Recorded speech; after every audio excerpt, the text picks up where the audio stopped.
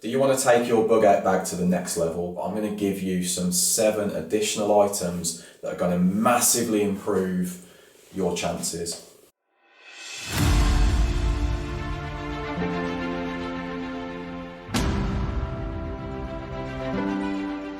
Hi guys, it's Ryan here with Sigma Survival, and in today's video I'm going to give you 7 additional ideas of bits of kit or investments that you can make in your bug out bag planning. Okay, so most of you have got what you need, I guarantee it. There's so many videos out there that talk about what you need to have in your bug out bag.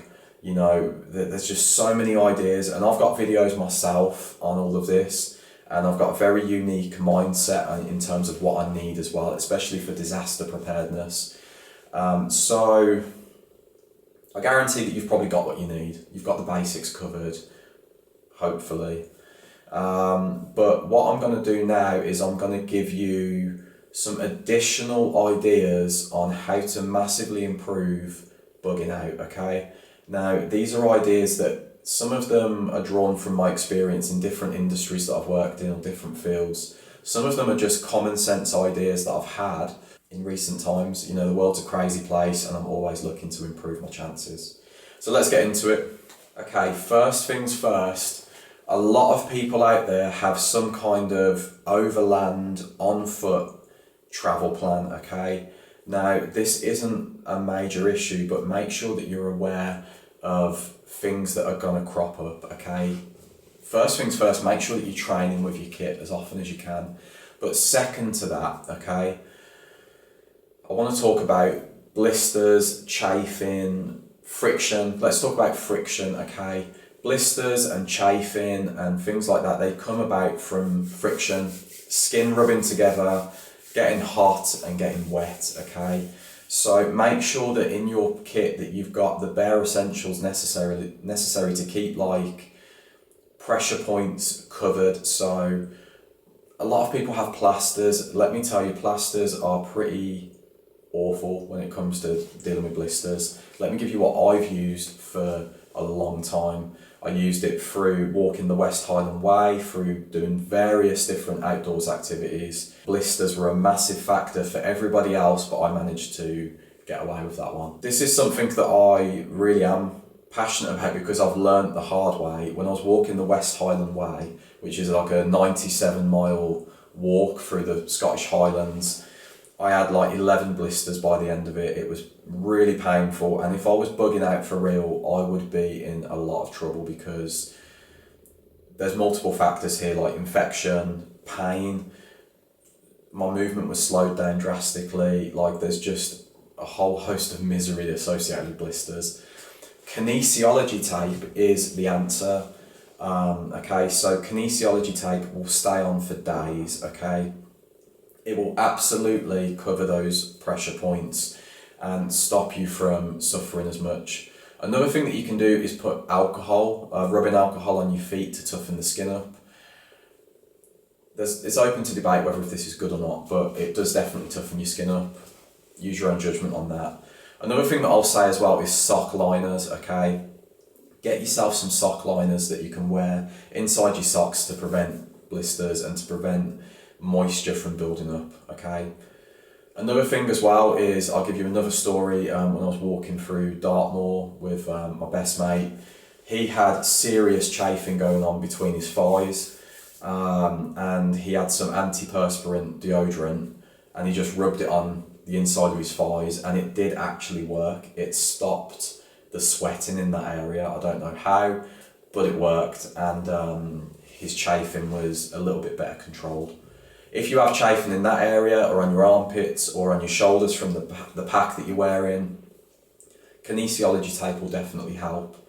So just a few ideas just based on that, okay? Another thing that I see as well is people with like water containment. They should always have some containers for water.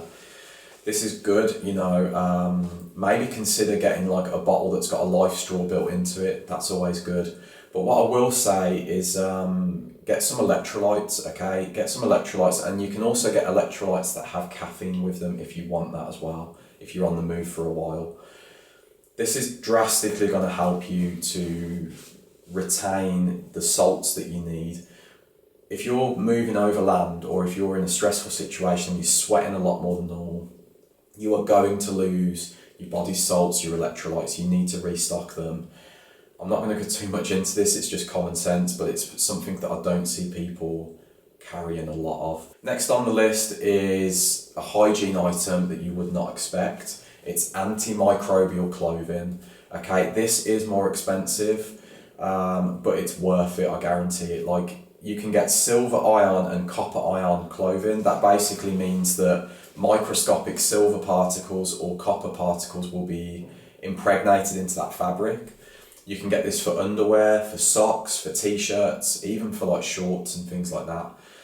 This is well worth the investment. Make sure that you've got the means to stay clean. You don't want to be getting skin rashes. One thing I will say as someone that's done a lot of outdoor activities is fungal infections are your worst nightmare, and they can become bacterial infections, and that could kill you off in the long run, especially when, you know, society is not in the best sort of order.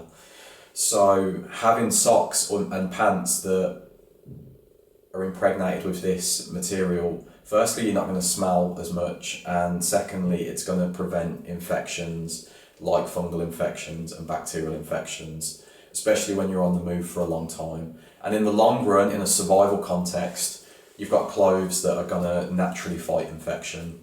It's a win-win. Okay, another thing as well is movement. You need to move as quickly as possible. You don't want to be stopping because there's danger that way and safety that way, okay? So stopping to go to the toilet is a big problem.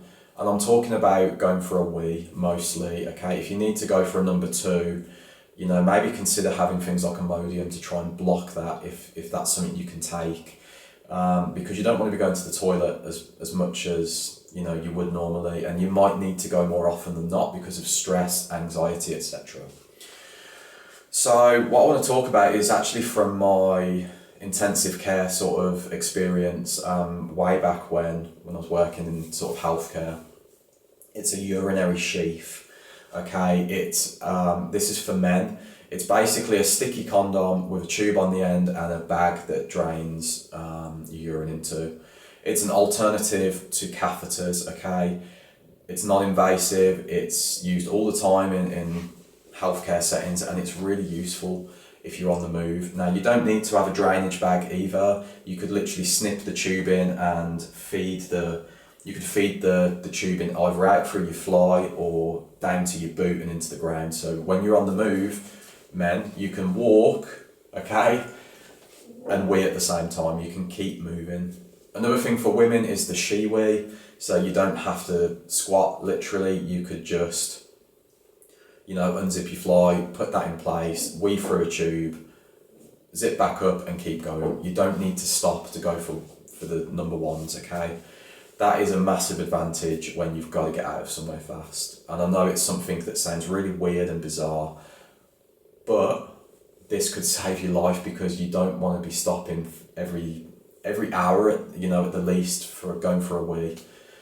You just want to be able to go and not worry about it. Okay, the next one is super critical, and most people don't have this in their kits. It's essential oils. I would recommend tea tree at the very least, but bear in mind that all essential oils have different medicinal properties. I use them frequently to really good effect. I treat minor infections with tea tree oil. I use tea tree oil as an insect repellent, which is a big factor if you're going out to the backwoods.